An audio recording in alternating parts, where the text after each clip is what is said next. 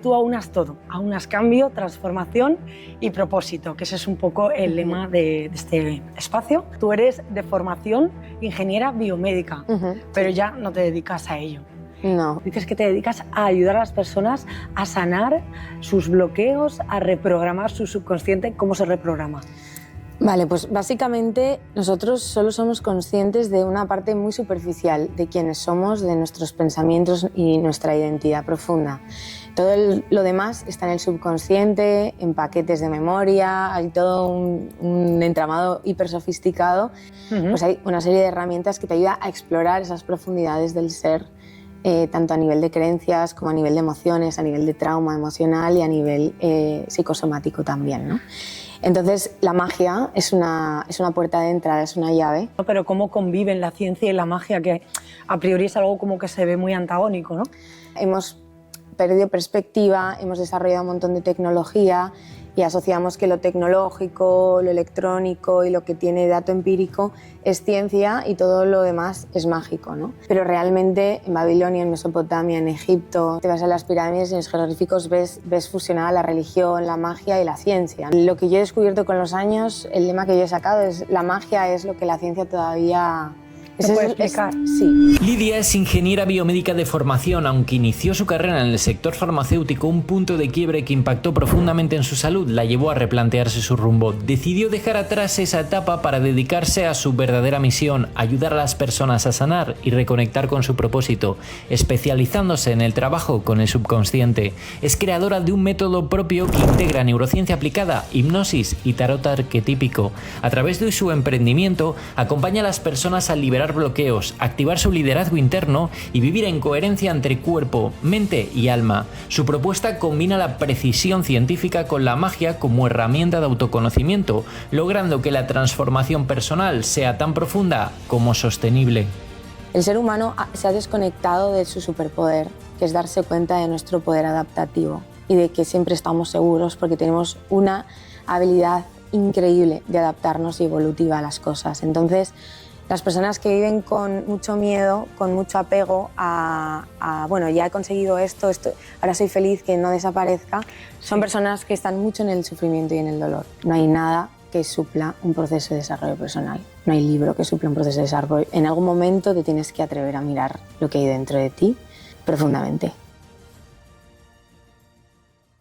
Bueno, bienvenida Lidia, eres la segunda mujer que entrevista aquí en el podcast, además con una historia muy mágica, de las que me gustan especialmente, porque tú aunas todo, aunas cambio, transformación y propósito, que ese es un poco el lema de este espacio.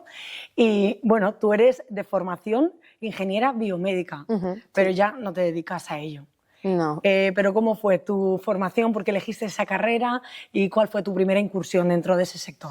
Bueno, yo de pequeña siempre estaba como con el tema de ayudar a las personas y en ese momento lo que yo tenía marco de referencia era el mundo de la medicina. Y cuando ya me fui acercando como el momento, ¿no? de PAU y tal, en ese momento era PAU, a ver qué elegía, estuve investigando y me conectó mucho la ingeniería biomédica porque iba más allá de la propia medicina. Es como que la medicina se encarga de implementar lo que ya está validado a nivel científico, pero me di cuenta que me gustaba ir como un paso más allá, que no es solo tomar lo que ya otros han dicho que sirve, sino explorar e investigar, ¿no? Eso que es como invisible y que toca validar. Entonces me metí como en la parte de, a través del ingenio, desarrollar instrumentación, biotecnología que ayudará a nivel de salud, y ir como a esa línea donde la investigación aparece y toca pensar, ingeniar hipótesis. Y una carrera muy bonita, me gustó mucho. O sea que también, a pesar de ser a lo mejor una carrera que se asocia a la ciencia, ¿no? A lo empírico, Sí. a los números, también hay una parte creativa, como dices, y sobre todo que está vinculada ya con esa manera de querer ayudar, ¿no? Sí. Pero ¿en qué trabajas cuando tú terminas los estudios? Cuando yo terminé los estudios, cuando hice el TFG, el trabajo de fin de grado, yo quise explorar el ámbito público, entonces busqué las prácticas en el Gregorio Marañón y ahí desarrollé un ventrículo artificial que me gustó mucho para pacientes que estaban esperando trasplantes de corazón, y luego hice el máster en análisis de datos porque a mí también me interesaba mucho la parte de la neurociencia. Entonces era como que quería también explorar esa parte, y la neurociencia a nivel de desarrollo hay mucho con la imagen médica. Y más que la parte de biotecnología me gustaba como tener un montón de muestras y sacar patrones. Yo siempre fui muy buena sacando patrones. Y ahí me di cuenta con todo el mundo del Big Data, la IA de ese momento, ¿no? Y tal, entonces fue como me metí en eso y estuve un año en una consultoría haciendo modelos matemáticos para predecir pues, el futuro económico, la toma de decisiones y el crecimiento que tenían las empresas a nivel financiero. Pero lo mío no eran las finanzas, ¿no? Mi pasión era la parte personal y de la salud, que luego con todo el tiempo que ha pasado miro hacia atrás y para mí todos los puntos tienen sentido porque al final las personas que más acuden a mí son emprendedores que tienen esa parte financiera pero también tienen esa parte humanista por debajo donde quieren fusionar todo y acuden a la parte espiritual y a la parte del desarrollo personal y el liderazgo desde otro lugar para tomar energía, ¿no? y liderar su vida no tanto desde el esfuerzo, desde el sacrificio, sino más desde el fluir, desde el instinto, la intuición, toda esa parte. Pero en concreto el sector en el que estabas era la biomedicina, sí. ¿no? Era en laboratorios. Sí, en el mundo de la consultoría ya me pasé más al ámbito empresarial. A mí siempre me gustó más el entorno privado que el público. Siento que los proyectos que llegaban como que eran... No sé, siempre me conectó mucho más siempre el mundo de la empresa, no sé por qué.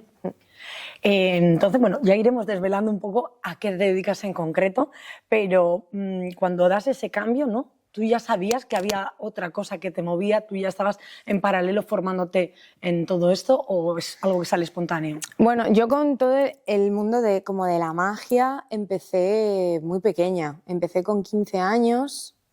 Todo lo que yo he leído era de magia, hadas y todo el rollo, pero luego yo siempre he sido muy empírica y lo sigo siendo.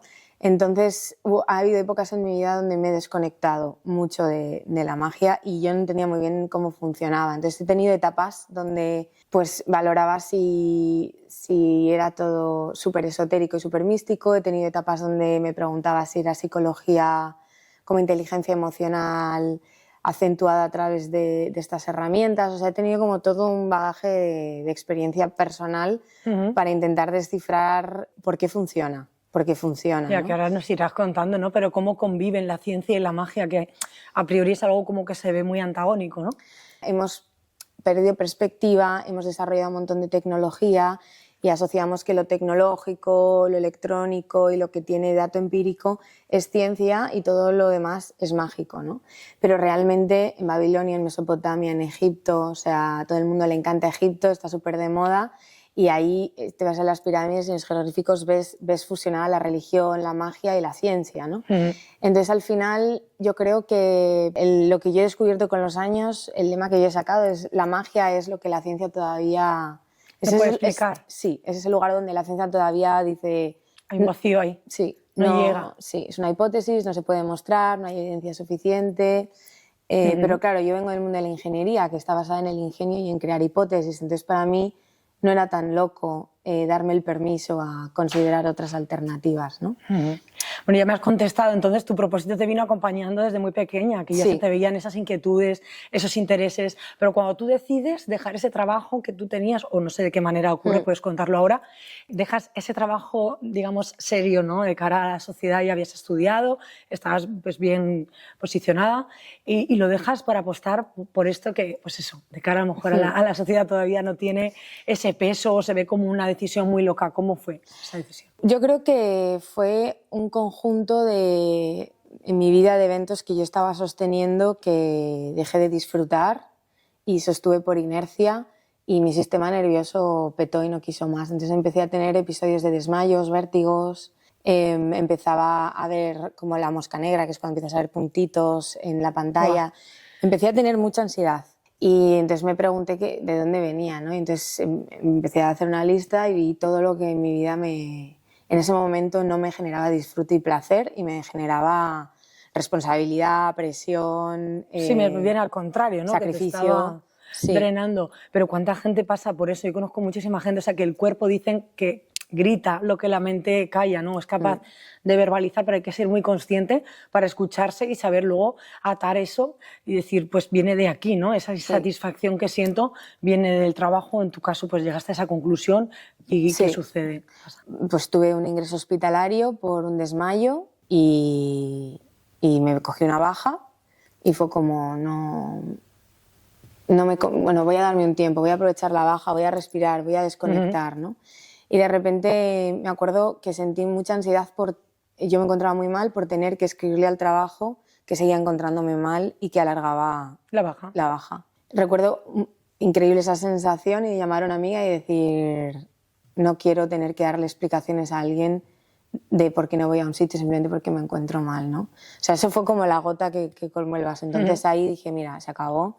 Sí, siempre hay un punto como de quiebre, ¿no? Sí. Nos tienen que pasar cosas malas que a priori pues eso siempre la juzgamos como malo o desde la víctima, ¿por qué a mí? Pero no sabemos darle esa lectura que muchas veces lo que está haciendo es guiarnos y ayudarnos a cambiar esas cosas que no están funcionando en nuestra vida. Y fue como hasta aquí, tomé la decisión, la corroboré verbalizándolo con una amiga, como que no se quedara solo en un pensamiento, sino que se creara un compromiso verbal conmigo. Yo el tema de las palabras y comprometerte con lo que dices siempre ha ido mucho conmigo. Era como, cuando lo dices existe, entonces llamé a una amiga. Eso ayuda, ¿no? Hacerlo, verbalizarlo con alguien de tu entorno. Sí. Sí, porque cuando te tomas en serio y tomas en serio tu vida, tu tiempo y tus palabras, sí. Cuando para ti tus palabras tienen un peso y lo que dices lo cumples, cuando tú utilizas el verbo para comprometerte, eso genera como un momentum, una inercia para, ante momentos de duda, decir, ya está verbalizado, está dicho, por ello. Y me pasó algo muy, muy guay, y es que cuando me fui a incorporar al trabajo, me despidieron. ¡Hala! ¡Qué sincronicidad!, ¿no?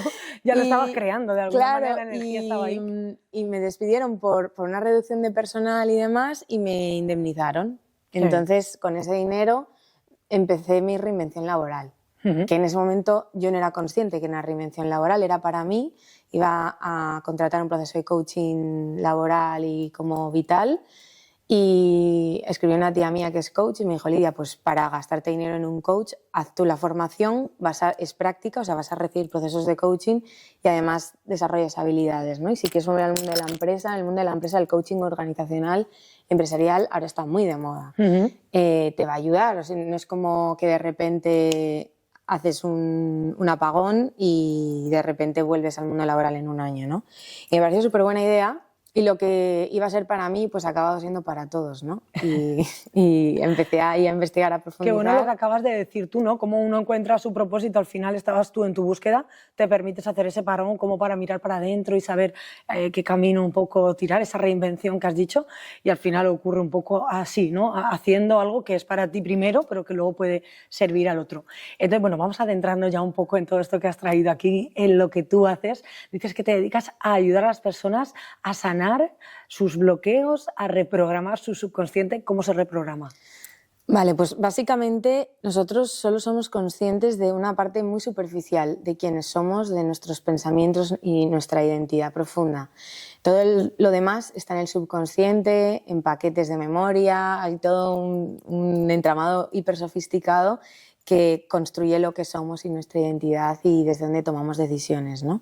Entonces, yo lo que traigo es en base a esas personas que tienen momentos vitales donde tienen claro que no quieren seguir como siguen, pero no saben qué hacer, pues hay una serie de herramientas que te ayudan a explorar esas profundidades del ser, tanto a nivel de creencias como a nivel de emociones, a nivel de trauma emocional y a nivel psicosomático también, ¿no? Entonces, la magia es una puerta de entrada, es una llave para descubrir a través de simbología y arquetipos que todos tenemos dentro, la interpretación que hacemos del mundo y de la realidad y descubrir lo que de forma natural amamos. Porque que eso es como el destino, ¿no? Que es una pregunta que me hacen un montón, la diferencia entre el destino y el libre albedrío.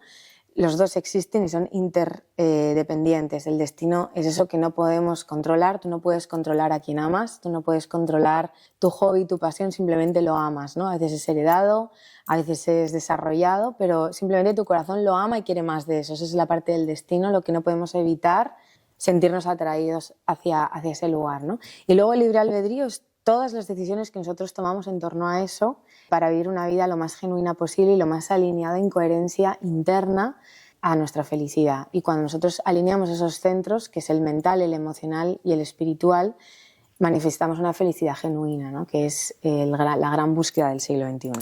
Porque no, sí, porque no estar en esa coherencia es pagar el precio de lo que estábamos hablando antes, sí, de que el cuerpo lo sufra y al final estemos en una existencia como mucho más densa, ¿no? No estemos, sí, disfrutando en plenitud de lo que hemos venido a ser, ¿no? Sí. Ese alter ego, esa visión y esa versión nuestra, mucho más elevada, más consciente.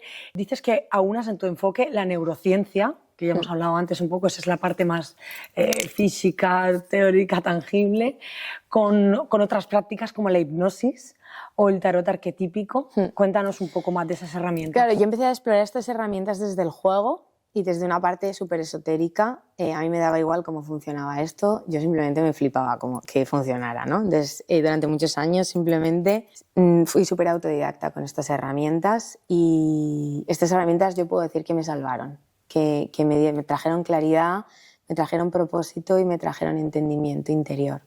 Y con los años, que después llegó la ingeniería y llegó el entender cómo funciona todo el sistema nervioso y cardiovascular y endocrino, pues de repente fue como, un momento, esto ocurre cuando yo siento estas cosas cuando me acerco a estas herramientas, ¿no? Entonces fue como que la ciencia llegó después para explicarme eventos que yo experimentaba cuando utilizabas estas herramientas, ¿no? Básicamente, la neurociencia aplicada, que es un poco la etiqueta que yo le he puesto para que se entienda, es que cuando nosotros nos acercamos a estas herramientas, tienen un impacto. No son herramientas que se basan en si crees en ellas o no. Funcionan. Funcionan siempre, es como la ley de atracción, siempre está operando. Esas herramientas funcionan. Funcionan porque pero no funcionarán igual para una persona que no crea, que tenga esa resistencia, que sea muy escéptico. Funcionan. Y si no funciona no es por la herramienta, es porque esa persona no quiere crear el espacio porque le da miedo. Pero si se entrega a la práctica y sigue la metodología, porque esto es una metodología, esto no me lo he inventado yo, crea un impacto fisiológico en tu sistema nervioso, en tu sistema biológico, o sea, ocurren cosas, se te dilatan las pupilas, cambia tu frecuencia respiratoria, cambian las conexiones que hay neuronales. Entonces, eso yo lo descubrí después, ¿no? Pero todo eso, ¿cuándo sucede? Cuando obtienes respuestas de estas herramientas. En el hecho de pararte a mirar. En el hecho de pararte a mirar y preguntar ya empiezan a pasar cosas. Y a medida que tú eres capaz de sostener la atención, que es el gran reto, son herramientas muy sencillas, pero no son fáciles de usar. Porque hay que parar el lenguaje del mono de la cabeza que no calla, de ¿no? Piloto automático, ¿no? De pensamientos, hay que aprender a parar proyecciones, hay que aprender a parar ciertas cosas que no son fáciles, pero la herramienta en sí es sencilla, ¿no? Entonces todo el mundo puede utilizar estas herramientas, puede aprender cómo usarlas. Cuando las utilizamos entiendo que lo que estamos haciendo es hablar con nosotros mismos, con nuestra alma, hacerle esas preguntas. Sí. Porque ya tiene la información, ella sabe, ¿no? Cuando venimos aquí... Hay capas, tú puedes con estas herramientas conectar con tu ser interno, descubrir esa parte subconsciente, por eso para mí son herramientas como de conexión interior, de autoconocimiento. Pero también puedes acceder a otros espacios de información por las conexiones que de forma natural tenemos entre nosotros como especie. Entonces puedes también acceder a información que hay en el colectivo y que nosotros percibimos, pero como estamos en un estado constantemente neuronal con ondas cerebrales beta, pues accedemos a la información que podemos acceder cuando estamos en beta. Cuando estás en alfa, accedes a otra información, cuando estás en ondas zeta, accedes a otra información. Entonces, con la bola de cristal aprendes y el tarot aprendes a elegir qué frecuencias y desde dónde trabajar. Se puede trabajar desde un lugar hiperestratégico, por ejemplo, construir marcas personales, identidad visual, identidad verbal de emprendimientos y de proyectos, definir los valores de marca de un emprendedor y alinearlo eso con la marca. Y también puedes explorar lugares de trauma que tiene una persona para perder miedo a hablar en público, para perder el miedo a ser visible, para sanar heridas de infancia, incluso llegar a estados donde la persona pueda ver memorias perinatales o experiencias traumáticas que tuvieron en infancia o en el nacimiento, que el sistema nervioso bloquea por protección. Cuanto más trauma, que no se pueden acceder a ellas. Bloquea, claro, sí. Es muy complicado, ¿no? Acceder a todas esas memorias, como dices. ¿Eres consciente de que esto generará muchos detractores y mucha gente que le genere curiosidad? Sí. ¿Cómo funciona? Pues la bola de cristal, concretamente, cada herramienta tiene su propia personalidad. Y la bola es una herramienta que viene a enseñarte a cultivar el vacío. tú no puedes ver en una bola hasta que tú no aprendas a estar en vacío interno. Entonces, es aprender a perder la mirada en la bola y soltar el control, porque el tarot sí que hay mucho de preguntar, son preguntas muy desde el ego y desde el control de qué va a pasar, quiero conocer, quiero saber, pero la bola funciona diferente. La bola es aprender a soltar la mirada y que te traiga lo que tienes que saber. Y hay capas de información. Primero te enseña a través de simbología, se llena de humo, tú empiezas a ver un humo y ese humo empieza a coger formas, como cuando de pequeños mirábamos a las nubes y veíamos símbolos, ¿no? Y tú en ese humo ves las formas. Y esas formas que tú ves tienen un propio significado interno y por eso las ves, porque para ti tienen un significado. Un simbolismo, digamos, el que es subconsciente dicen que se comunica, ¿no? Claro, a través entonces, de símbolos. Tú ves tu subconsciente aquí, entonces siempre vas a entender lo que aparece en la bola. ¡Qué fuerte! ¿Cómo me he quedado? Sí, tú siempre lo vas a entender. La gente es como, y luego tú lo entiendes. Yo quiero una, ¿dónde se compra? Están en cualquier lado. Qué bueno. Por eso lleva un trabajo, claro, aprender a usarlo, como dices tú, y eso es lo que tú haces, acompañar a la gente a utilizar esas herramientas. Sí, eso es. Me llega mucho emprendedor. He visto que los emprendedores tienen un software mental que les lleva a esa línea de y qué más. Y querer explorar siempre más, entenderse mucho mejor. Sí. Porque dicen que al final tu negocio va a crecer tanto como tú seas capaz de crecer. Para eso hace falta, creo, mirar mucho hacia adentro y saber autogestionarse, autoliderarse, ¿no? Y bueno, y aquí hay más herramientas. Esto que lo hemos hablado un poco antes detrás de cámara. Son varas de poder. poder. Como el micro de ahora. Sí, son varas de poder que se utilizan en círculos ceremoniales o en ceremonias ritualísticas para pasar la palabra. Entonces, a nivel antropológico y a nivel como geométrico, todo lo que es afilado y es una línea es yang y todo lo que es curvo es yin. Es curioso porque hay más cosas aquí, pero has cogido lo más yin que hay ahora mismo en la mesa, que es la bola, que es el subconsciente, representa el agua, es todo lo que no puedes controlar, que emerge, se adapta, la flexibilidad. Y lo yang tiene que ver con el empoderamiento, la expansión, el expandir, la palabra, todo lo que es energético que de ti va hacia afuera. Y lo yin es de fuera va hacia adentro, ¿no? Entonces es súper importante para poder tener activa la palabra y tener tu comunicación activa, tener una conexión interior. Porque ahora se está muy de moda el mundo de la comunicación, estamos en una era digital, donde todo el mundo tiene un mensaje, todo el mundo tiene cosas que compartir, ¿no? Todo el mundo tiene un mensaje que dar, pero hay muy pocos mensajes conectados con el espíritu y esto la gente lo nota. La autenticidad, que decía el doctor Hawkins, ¿no? Que es el estado más elevado de conciencia y de vibración. Y como tú dices, eso se nota. ¿Y cómo se trabaja para que ese mensaje de verdad esté pasado por ti, esté conectado, sea auténtico? Con mucho desarrollo personal interno, atreviéndote a mirar quién eres con honestidad, tú, sobre todo la sombra, porque todo el mundo ahora está con la parte luminosa, todo el mundo le gusta categorizar su sombra, ponerle una etiqueta. Hay muchos mapas, acabas de mencionar uno, del desarrollo de la conciencia, pero no hay nada que supla un proceso de desarrollo personal. No hay libro que supla un proceso de desarrollo. En algún momento te tienes que atrever a mirar lo que hay dentro de ti profundamente. Dicen, quien mira hacia afuera sueña y quien mira hacia adentro despierta, ¿no? Como dices tú, con valentía hay que animarse a mirar para adentro para que tu mensaje pues, sea auténtico, que tú puedas vivir una vida en coherencia de la que hablabas.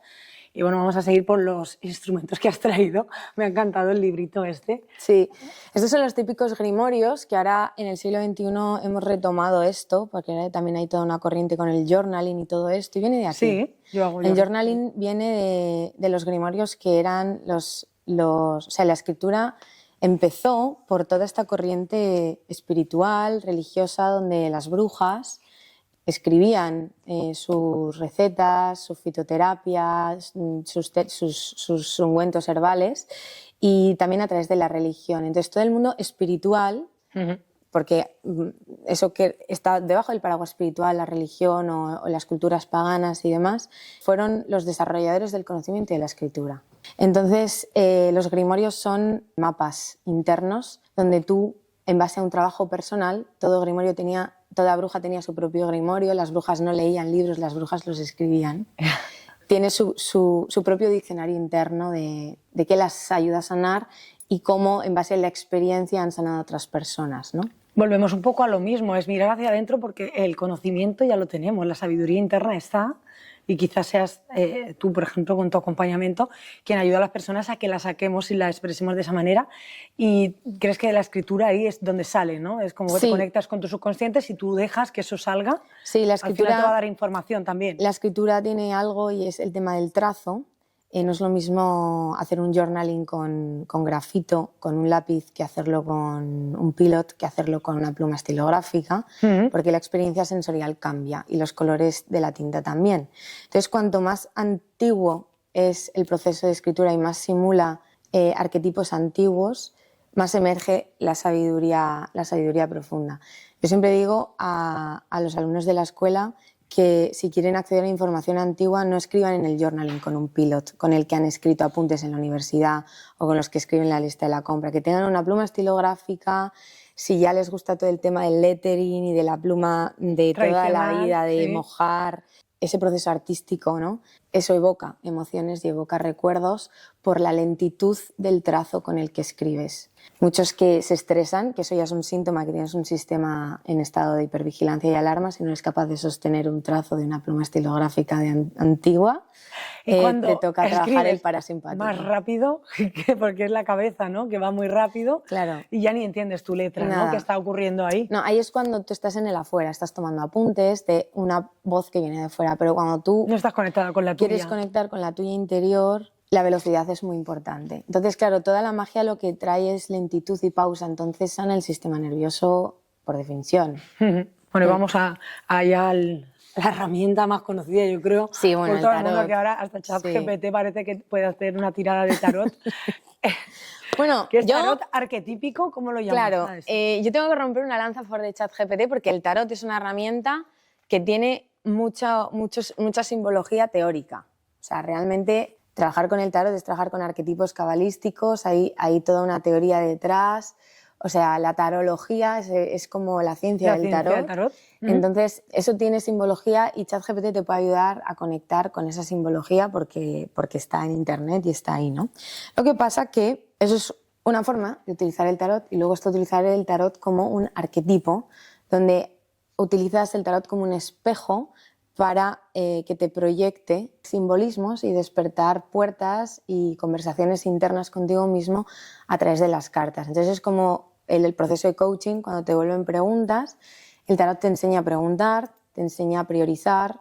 Tú tienes una lectura de tarot y te dice, no, tienes 1 hora y en 1 hora te da tiempo a hacer 7 preguntas, te toca priorizar. Claro. Y ahí ya la gente colapsa. Es como, no, yo quiero saber todo. Pero ese proceso de priorizar qué es más importante para ti en ese momento, cómo estás haciendo 4 preguntas que pueden ser respondidas en una, hacer una lista de todas esas preguntas y ver de todas esas preguntas cuáles están enfocadas en otras personas y cuáles están enfocadas en ti. Yo puedo saber el nivel de conciencia de la persona por cómo pregunta. ¡Wow! Porque pues si cogiéramos el ChatGPT de cada uno. Claro, entonces el ChatGPT pues sirve pues para iniciarte, para aprender a iniciarte en el mundo del tarot. Un poco para conocer esos arquetipos que decías, ¿no? ¿Puedes ponernos algún ejemplo así, los más Pues mira, por ejemplo... Yo tengo amigas que echan las cartas. Vale. Saludos, estarán atentas a este programa. El tarot está dividido en arcanos mayores y arcanos menores. Los arcanos menores representan los arquetipos de la vida cotidiana. Estos mazos no se saben cuándo se originaron, los primeros atisbos antropológicos son del siglo XV, pero es curioso porque la sociedad ha evolucionado un montón, pero esto no ha quedado obsoleto. Es decir, el ser humano tiene cosas arquetípicas que, aunque la sociedad evoluciona y se vuelve más sofisticada, a nosotros nos sigue conectando lo mismo, que es, somos mamíferos, somos animales gregarios de manada, nos tranquiliza el olor de nuestra madre, las colonias con las que hemos sido criados. Sistema de histocompatibilidad, ¿no? Cuando conoces a alguien que es... Entonces todo eso está en el tarot. Sí. Entonces los arcanos menores vienen a hablar sobre los arquetipos cotidianos, cosas triviales que nos gustan del día a día. Salir a bailar, brindar con los amigos, la sensación de traición, de duelo, cosas así. Y los arquetipos y los arcanos mayores son los arquetipos vitales, es decir, el viaje del héroe que todos recorremos a lo largo de nuestra vida en las 12 etapas diferentes que hemos venido a explorar, que sería la rueda astrológica. En cada uno de esos quesitos de la rueda astrológica nosotros estamos caminando un camino del héroe, ¿no? Y en ese camino del héroe lo que uno hace es descubrirse a sí mismo y desarrollarse como ser humano y ampliar su nivel de conciencia cuando lo camina desde un lugar consciente, desde un lugar donde... Son 12 etapas, dices, que son lo que vivimos todas hay las 12, personas. no, hay 12 mundos que nosotros experimentamos, el yo, las relaciones, el trabajo, la comunicación, el bienestar, la parte espiritual, el hogar. Las 12 casas astrológicas hablan de eso. Y dentro de esas 12 casas nosotros estamos recorriendo un camino del héroe que serían los 22 arcanos mayores. Hay gente que tiene súper pulido y súper trabajado como un la rueda de la vida, claro, y luego pero está le suspensa faltan, en otro. la mayor rueda de la vida que existe es la rueda astrológica. Entonces, dentro de esa rueda de la vida, tú vas a desarrollar tu camino del héroe en cada área, ¿no? Entonces, pues un arquetipo, por ejemplo, sería, a ver... Es una utopía, perdón, mientras que vas buscándome el arquetipo, sería una utopía tener una rueda de la vida completa, o sea, o compensada, ¿no? Más o menos buena nota en todo. No es una utopía, es una búsqueda infinita. O sea, no hay una meta que alcanzar, porque a medida que tú amplías tu mirada y tu visión, cambian tus valores internos, cambia tu brújula interior, cambian tus objetivos vitales y cambian las cosas que te enriquecen. Entonces, paradójicamente, cuanto más te desarrollas internamente, más simplificas tu vida y menos necesitas para ser feliz. Y entonces todo se arregla. Sí, aprendes a conectar con una felicidad muy auténtica tomando el sol. Entonces, de repente, empiezas a simplificar tu vida. Y es como cuando dejas de ejercer esas resistencias, como que todo puede moverse, la energía se va colocando, ¿no? Mejor. Sí, y aprendes a detectar saboteadores que has puesto tú en tu camino, porque esos no te los pone la vida, los eliges tú. ¿Internos o externos también, ¿no? Ambas. Ambas. Normalmente son saboteadores externos que nos detonan procesos internos. Relaciones de pareja, amigos, trabajos que no nos conectan, pero que por merecimiento no nos atrevemos a soltar. El ser humano se ha desconectado de su superpoder, que es darse cuenta de nuestro poder adaptativo y de que siempre estamos seguros porque tenemos una habilidad increíble de adaptarnos y evolutiva a las cosas. Entonces, las personas que viven con mucho miedo, con mucho apego bueno, ya he conseguido esto, ahora soy feliz, que no desaparezca, son personas que están mucho en el sufrimiento y en el dolor. Porque están resistiéndose al cambio, ¿no? Que al final el cambio es la única constante y es que estamos... Por eso yo creo que me viene tanto emprendedor, porque el emprendimiento de base impulsa a abrazar eso, sabes que no hay nada, que no hay nada fijo. Sí, entonces, por ejemplo, arquetipo que ha salido la suma sacerdotisa. Ay, esa me encanta, me ha salido a mí. Que habla de todo lo oculto, de lo hermético, de la información que hay en el mundo que no está a mano para el humano de a pie de calle. O sea, hay información en el universo y en el mundo que no está accesible y que no está en ChatGPT, no está en Google, no está en YouTube. Es el típico conocimiento atesorado por tribus indígenas. ¿Pero qué significa cuando yo veo eso? Si me hacen una tirada, significa que te toca explorar ese conocimiento oculto a veces sale a través de los sueños, de tu conexión con los sueños, a través de la bola de cristal, de herramientas herméticas, pero es un conocimiento que te tienes que acercar a través de una experiencia mística. Entonces es muy curioso porque el tarot no está polarizado solo en lo místico. También hay un arquetipo como el emperador que te habla de conquistar, de normas, de dinero, de estructura. O sea, realmente integrar los 22 arcanos es integrar la armonía que hay en ti. Entonces, el reto es que, por ejemplo, personas que son muy atraídas por la magia son personas muy altamente sensibles, que sienten mucho desbordamiento sensorial porque tienen un sistema nervioso muy, muy activo, que la magia llega como para ayudarles a corregular todo eso desde un lugar yin, porque lo yang les satura, porque no son mentales, son corporales, son sensitivos, son emocionales. Y luego también llega todo lo contrario, que sería como yo, que es gente que viene de un ámbito hiperempírico, donde hay tanto número que uno conecta con un vacío existencial trascendental. Es como esto no puede basarse solo en... Porque cuando llegas a ese punto, porque para mí hay dos arquetipos científicos, está el hiperempírico, con un perfil muy ateo a todo lo que no se puede medir, pero luego está el científico de antes, que para mí son los grandes científicos, que son los que cuanto más se acercaban a la ciencia, más se acercaban a Dios, porque más conectaban con el milagro de la vida, del universo, de lo que existe, ¿no? Del potencial que hay en una célula madre. O sea, a mí no me cabe en la cabeza que los científicos que están a ese nivel del origen de la vida no crean que pueda haber algo más, ¿no? Que es todo mucho más amplio que obviamente lo que vemos. Y esas personas en algún momento necesitan acercarse a la magia y a la parte espiritual para llenar de trascendencia sus estudios científicos. Bueno, para ir cerrando ya, Lidia, entonces tú cuando acompañas a la gente a esos procesos que has dicho de sanación, de acceder a su subconsciente para vivir en esa vida más coherente, todas estas herramientas funcionan, ¿cómo se forman contigo? ¿Tú les enseñas a utilizarlas y luego ya de manera ellos individual van trabajándolas, incorporándolas a su día a día, o es un proceso? Sí, al principio yo las leía y hay personas que todavía me piden como que las lea, que seas y tú, ¿no? eso sigue disponible, pero para mí lo ideal es que se atrevan a explorarlo y que integren estas herramientas como herramientas de vida. Entonces yo doy una formación que se llama El Camino del Vidente, para que las personas despierten su videncia, su capacidad de ver con claridad, ya no el futuro, sino quiénes son, de dónde vienen, por qué son como son, por qué reaccionan como reaccionan, y hacerlo de una manera alternativa a las propuestas que hay ahora en el mundo, que es pues a través de la magia, y traer como ese equilibrio entre la magia aplicada y la neurociencia aplicada, porque hay gente que necesita ver para poder creer.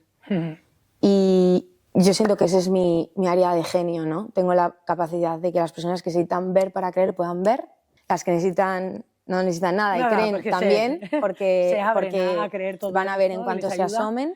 Y en tu opinión es mucho más favorable o ayuda y beneficia más al que ya se entrega, ¿no? sin ese escepticismo, sin nada en su mente, abierto con total apertura, o al que tiene esas resistencias, ¿no? Yo creo que va a evolucionar mucho antes, o le va a encontrar mucha más aplicabilidad a la persona que no tiene resistencia. El miedo nos frena en todo en la vida y pasa lo mismo en la magia.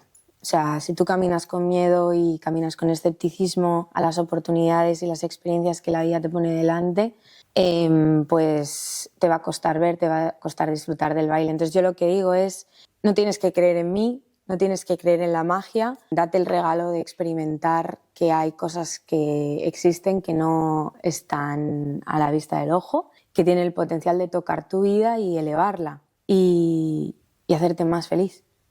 Pues a mí me ha quedado claro que hay que creer en la magia de la vida, que todo esto funcione y nos ayuda. Muchísimas gracias, que sigas ayudando a muchísima más gente a despertar ese poder interior que tenemos todos. A ti, gracias por haberme invitado.